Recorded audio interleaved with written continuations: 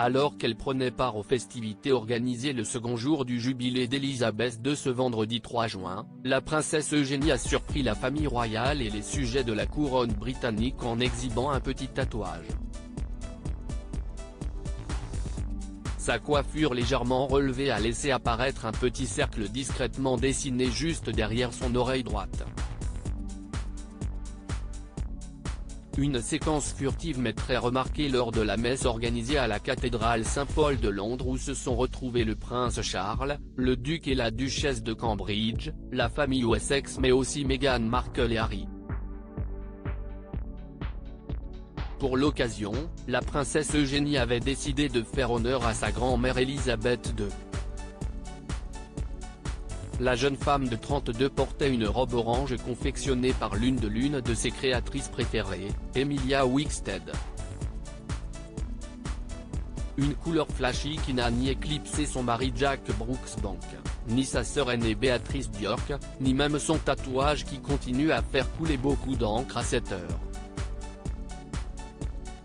Une hérésie dans la famille royale? Pas vraiment.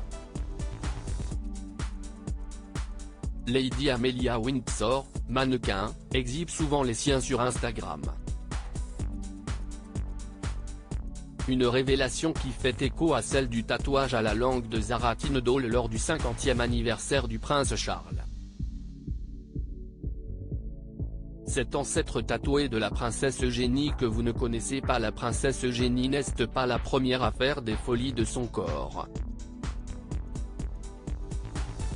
Près d'un siècle avant elle, le roi George V pouvait lui aussi se vanter d'être passé chez un tatoueur.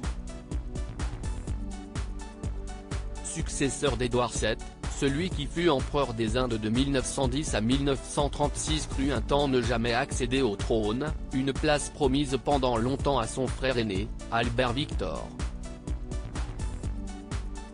Ne s'attendant pas à devenir roi, le prince George s'est engagé dans la marine, devenant un vrai matelot, un dur. Un tatoué. Le futur roi d'Angleterre se serait ainsi fait dessiner sur le bras un dragon rouge et bleu au Japon, en 1881. On prétend également qu'on lui aurait tatoué discrètement un tigre sur l'autre bras quelque temps plus tard.